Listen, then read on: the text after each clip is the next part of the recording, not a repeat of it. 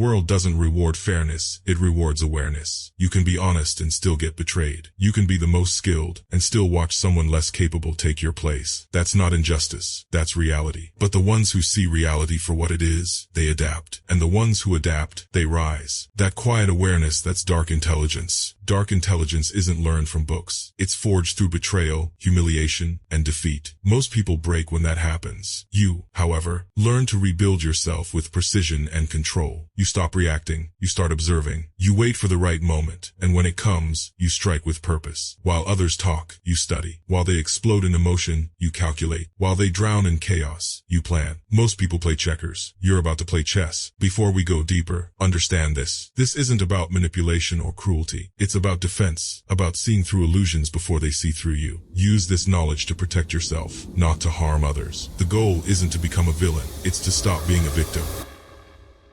Today, you'll learn the 8 psychological traits that separate survivors from followers and strategists from the ordinary. 1. Calculated opacity. You never reveal everything. People can only act on what they know, so you control what they know. When they see only fragments, their imagination fills the rest, and that imagination is your advantage. Machiavelli once said, "Everyone sees what you appear to be. Few know what you truly are." The most powerful people understand this. They answer questions with smiles. They tell stories with missing pieces. They speak less and mean more. This isn't deception, it's discipline. In most conversations, people over-explain, thinking it builds trust. But the more you reveal, the more predictable you become. Mystery creates gravity. Curiosity becomes influence. If someone asks, "What are your plans this weekend?" most will say, "Just staying home, watching movies." Forgettable, predictable. Instead, say, "I've got something important to handle." Then move on. Notice the difference? One sounds casual, the other sounds intriguing. Your information is your currency. Spend it slowly. When your words are rare, they gain weight. Remember, you're not hiding, you're managing perception. 2. Adaptive persona. You're not the same person in every room, and that's power. You adapt to people's frequencies. To some, you're quiet and precise. To others, confident and commanding. That's not being fake, that's being fluent in human nature. You already adjust how you speak to a friend versus a boss. Adaptive persona simply makes it intentional. Some people respond to logic, others to emotion. Some want reassurance, others results. You shape your expression to match their code. Think of water, it takes the shape of any container but never stops being water. You do the same. You remain you, but you flow differently depending on who you're with. Authenticity doesn't mean being identical everywhere. It means staying true to your core while adapting to the situation. The strongest people have many faces, but one foundation. 3. The principle of detachment. You can't be controlled by what you're not afraid to lose, and what you're not attached to can't be used against you. Most people trade freedom for comfort. They cling to jobs that degrade them, relationships that drain them, opinions that imprison them, all because they fear loss. But detachment isn't coldness, it's clarity. It's the ability to care without being controlled. Imagine 2 negotiators. One needs the deal, the other wants it but can walk away. Who holds the power? The one without fear. The less desperate you are, the more influence you gain. The detached person doesn't chase, they attract. They're calm because they know, even if they lose something, they won't lose themselves. Detachment doesn't kill emotion, it gives emotion direction. 4. Silent leverage. Power isn't loud, it whispers. It's not about threats or dominance, it's about positioning. You don't force outcomes, you shape them quietly. You make yourself valuable, and people naturally move in your direction. Your silence becomes pressure, your patience becomes influence. In conversation, use pauses. Most people fear silence and rush to fill it, often revealing too much. Your calm pause unsettles them. Your slow answer holds weight. In business, have options but never announce them. People respect the one who can walk away, not the one who begs to stay. In life, be the person others rely on, not the one demanding recognition. Silent leverage doesn't scream, it magnetizes. 5. Psychological echo. People don't want advice, they want understanding. Psychological echo is the art of reflecting someone's hidden needs back to them. When you listen deeply, not to reply, but to see, you become magnetic. Every person silently asks, "Do you see me? Do you understand me? Do you value me?" When you can answer yes, through your actions and tone, they'll trust you completely. Someone says, "I hate my job." You don't say, "Find a new one." You say, It sounds like you're not being valued for your effort. Now they feel seen, and that gives you influence. This isn't manipulation, it's precision empathy. When you reflect people's emotions accurately, you earn access to their inner world. And with access comes power. 6. Ambiguous morality. You're not good, you're not bad, you're effective. Morality isn't black or white, it's situational. Machiavelli said, it's safer to be feared than loved when you must choose between the two. Ambiguous morality doesn't mean having no ethics. It means understanding that doing what's nice and doing what's right are often opposites. Sometimes protecting people means making choices that look cruel from the outside. The weak chase approval, the strong chase results that serve the greater good. You're not above morality, you operate within its gray zones. That's where reality exists. 7. Controlled exposure. You live in a world where people broadcast every detail of their lives. And yet, the ones who reveal the least hold the most power. Controlled exposure is about intentional mystery. You show enough to engage, but never enough to be read. You create curiosity gaps that make people pay attention. Think of your personal information as ammunition. Once fired, you can't take it back. So, choose every disclosure like a chess move. Online or offline, reveal selectively, not impulsively. Your privacy is your fortress. Guard it with precision. 8. Outcome obsession. You're not here to argue. You're here to win. Most people waste energy proving points. Strategic minds focus only on results. The question isn't, am I right? It's, does this get me closer to what I want? Outcome obsession means valuing effectiveness over ego. It's not about being the loudest in the room, it's about being the one who gets things done. You stop doing what looks productive and start doing what is productive. You measure success by outcomes, not effort, and you adapt fast when something doesn't work. This is the mindset that separates dreamers from doers. You now know the 8 traits of dark intelligence, but knowledge alone means nothing. Power lives in practice. Pick one trait, apply it for 7 days. Observe how people treat you differently. Notice how calm and in control you feel. Remember, this isn't about domination. It's about mastery. Use this power to protect, not to harm. To guide, not to manipulate. Dark intelligence isn't about controlling others. It's about becoming someone who can't be controlled. The real power isn't over people. It's over yourself. Because in a world of noise and deception, the quiet mind always wins.